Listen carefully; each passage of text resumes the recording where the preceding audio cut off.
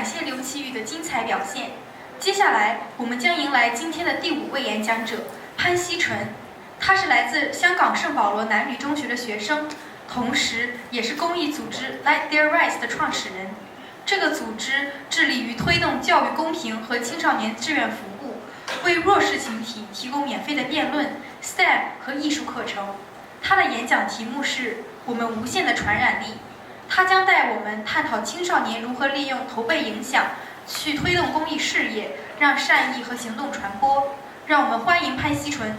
Thanks to Liu Qiyu for the wonderful performance. Now, let's welcome our first speaker of the day, Xi-Chun Pan. She is a student from Stanford's Co-Educational College in Hong Kong and the founder of the non-profit organization Like Their Rights. Her organization focuses on promoting equal access to education and encouraging youth volunteerism by providing free debate, STEM and art programs to underprivileged children. Her talk is titled, We Are Infectious. Today, she will explore how teenagers can harness peer influence to drive social change and spread kindness. Let's welcome Xi-Chun Pan.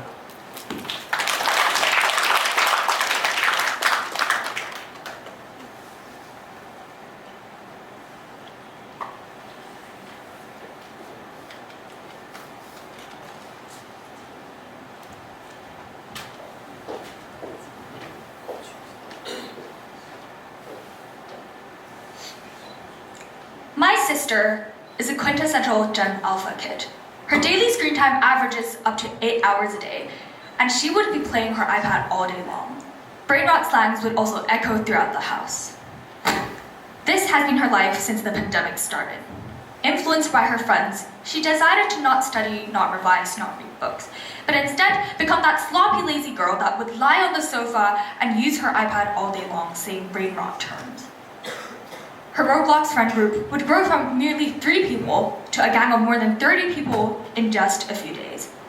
To me, it's crazy how rapid these brain rot, these gaming could spread amongst teens and infect her in just a few days. But soon, I came to realize that it is not the brain rot or the gaming that made things spread, because the same things would not spread if this happened in an adult circuit or an adult friend group. Instead, it's the people, the teenagers, that made things spread. 85% of teens start gaming because they had friends who were gaming. 70% of teens start smoking also because they had friends who were smoking. What do these prove? That we, teenagers, are infectious. We're easily affected by our friends. Our decisions are often influenced by our friends. We are often pressured into trying new things also because of our friends. Sounds terrible, right? But what if we flip this chain effect and flip this peer pressure and flip this infection into something positive, something meaningful, like volunteering? What if we, instead of influencing our friends to game with us, to brain rot with us, influence our friends to go volunteer with us? Maybe the outcome would be largely different. The nature of teens being infectious isn't something bad, it's neutral. It's how this nature of teens influences us that makes it good or bad. Good afternoon, everyone. I'm Clarisse Poon. I'm currently a Year 11 student at St. Paul's Co-Educational College, and I'm also the founder of Like Their Rights. Today, I want to share my story and journey at Like Their Rights to tell you why we teenagers are infectious. In 2019, the pandemic hit Hong Kong. News would cover the whopping number of COVID-19 cases, but more news would cover the desperate situations of those living in poverty, of the underprivileged, how online schooling was almost impossible for those living in rural areas, how the visually impaired were heavily affected because they couldn't have physical guidance during lessons, and in essence, how learning opportunities were heavily hindered during the COVID-19 period. While I, during the pandemic, had the privilege to explore different opportunities, many students out there lacked these opportunities and couldn't even have proper schooling because of the pandemic. I wanted to do something, especially because school suspension life was extremely boring. But I had no idea what to do. I didn't know where to start. So all I could do was to join a friend and visit some caged homes or subdivided flats and deliver necessities, deliver learning materials for children, electronic gadgets, and etc. That's how I got infected.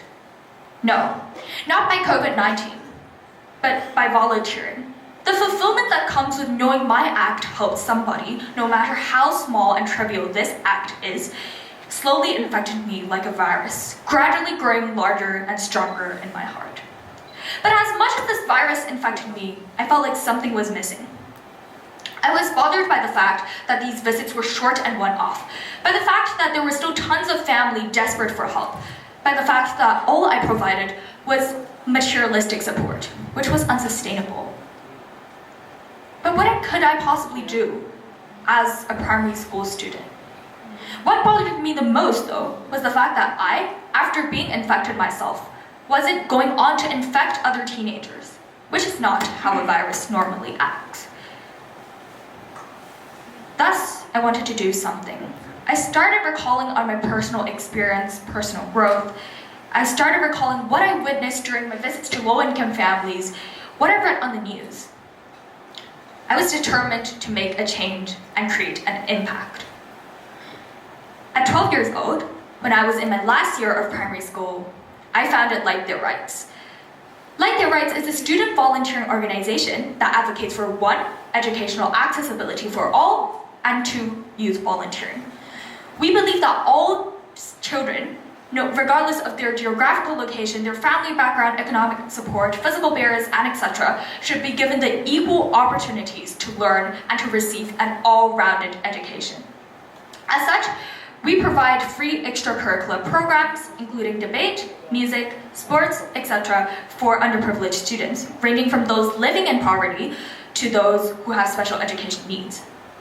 The second thing we believe in is the infectious power of teens, how we can create a ripple effect and a chain reaction of change. Let's go back to the very first thing I told you today in my speech, my sister. She started gaming and brain rotting 24/7 because she got infected by her friends. What if her friends instead invited her to join a volunteering session together? Maybe that infection would have been much more positive, and she would have been doing something more meaningful rather than sitting at home playing with her iPad right now. Now I know what you're thinking. Me? Setting up an organization when I was 12 years old. Sounds hilarious, sounds impossible. But yes, we teenagers can't build a school, nor can we fund 100,000 to subsidize these kids. But what we can do is translate our knowledge to the community.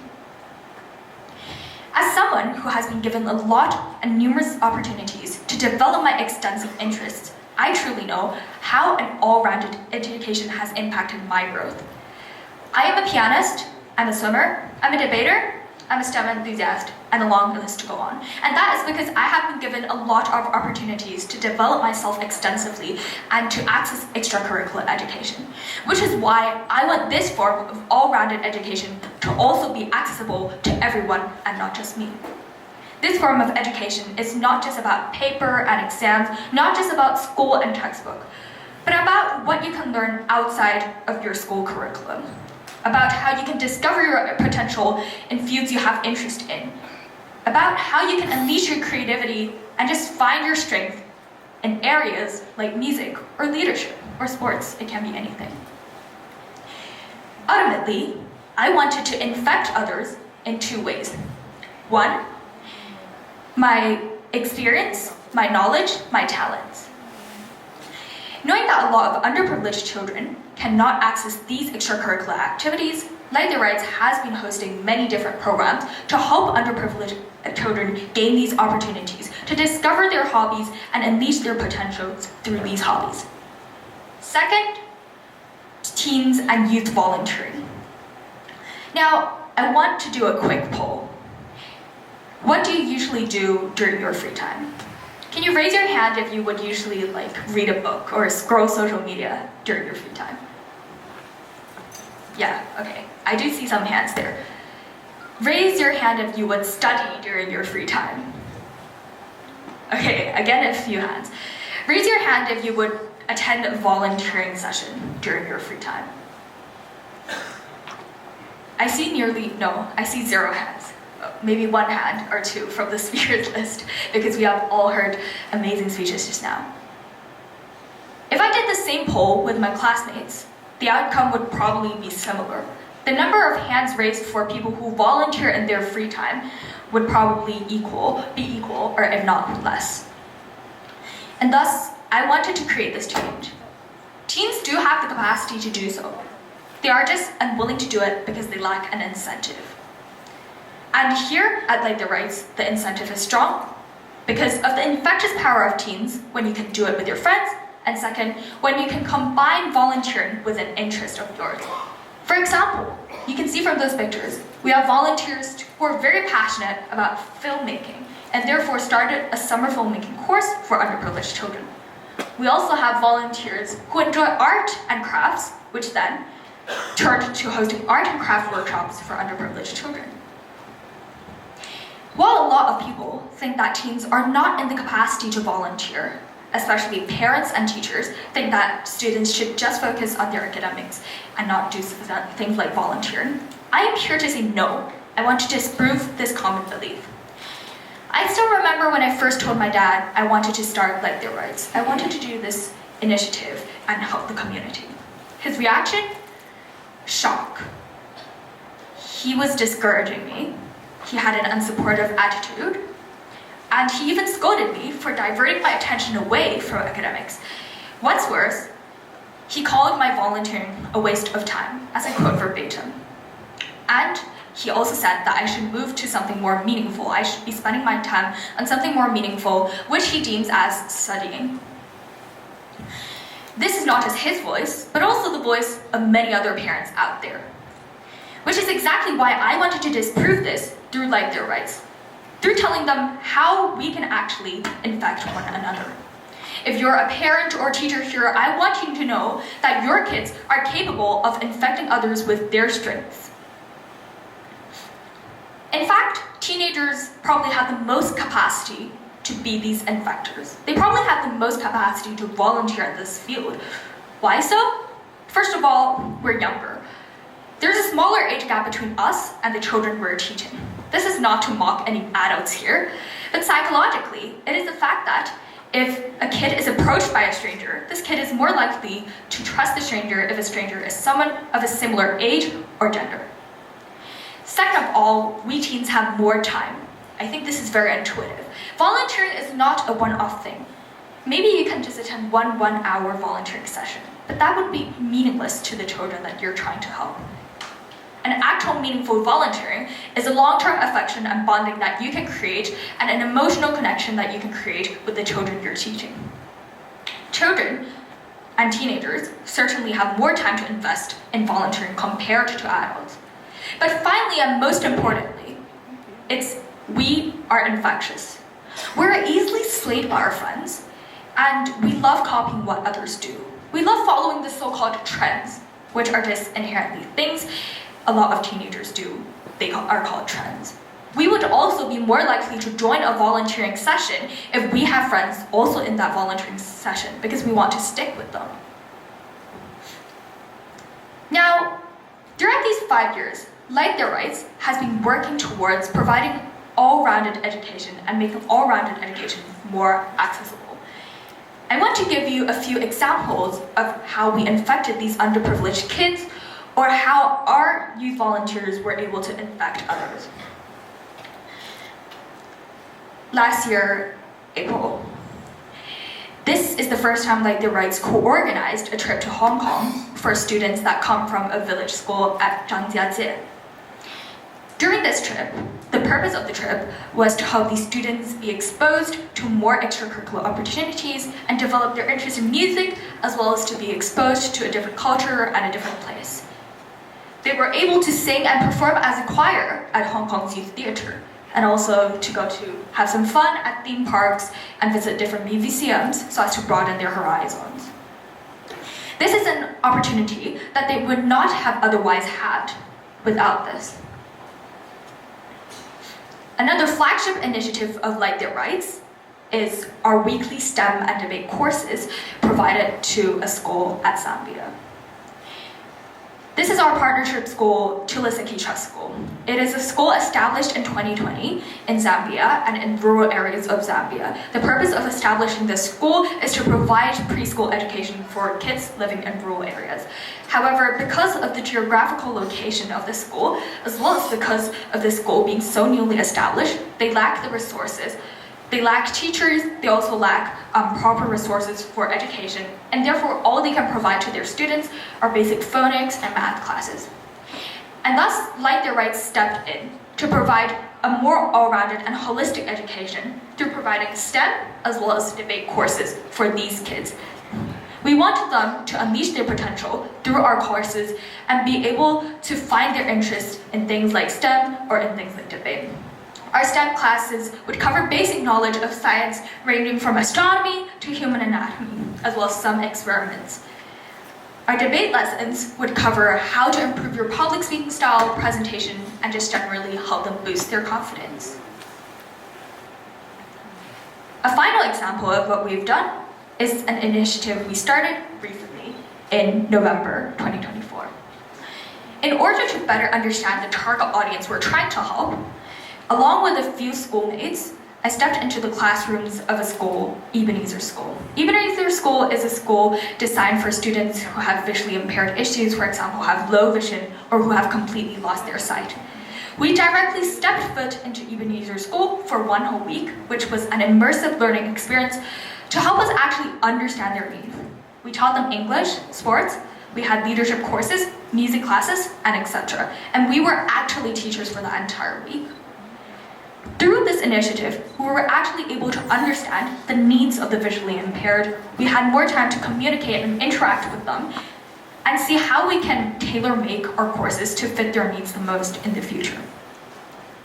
These programs aim at not only infecting the kids by sending them knowledge and helping them grow their talents, but also infecting other teenagers to join us as well and become volunteers as well. Because all these teenagers can combine their interests, their passions with volunteering and help contribute to the community. I want to share an experience I had with Like Their Rights. Like Their Rights hosted our very first intensive debate course 5 years ago. It was a 2-month online course for children. And during this course, unfortunately, we did not have a very smooth first-time experience. To me, it was even disastrous. The kids came from local school, so they had less proficient English levels, and our so-called debate course soon had to transition into a more English-speaking, public-speaking style delivery presentation course rather than a course focused on debate skills, argumentation, and etc. I couldn't follow my designated lesson plans. The students' engagement level were far worse than expected, and the learning outcome wasn't what I thought would be. To me, it was disastrous. But even so, we were able to infect some of the students. One of the students, called Nicole, we were able to spark her interest in debate. She continued her debating career because of attending this course. She got selected into her school debate team, started representing her school to different competitions, and what's more is that she became a tutor back at the community center we collaborated with. She became a tutor there to teach English and English speaking to her fellow peers. This cycle of empowerment and infection brought by Nicole is exactly what we want to see at Like Their Rights. We want one to infect another, and another to infect even more teens, to create this ripple effect amongst teenagers. And this is something we don't just want to see within one program of ours, but every single program of ours. We want to empower students and have these students empower other teenagers. So if there's one thing I want you to remember after my entire speech, is that we, teenagers, are infectious. Both as teachers, where we can spread our talents and knowledge and opportunities to underprivileged students, and as volunteers, where we can mobilize and inspire other youths to join in and help and contribute to the community with their own talents. Today, I hope I infected you. I hope after listening to my speech, you go out and kickstart your volunteering journey, or even come join me at Like Their Rights if you'd like to. More so, I want you to often remember that we are infectious, and that the infection teenagers can bring upon is a virus even stronger than COVID-19 or anything else. Thank you.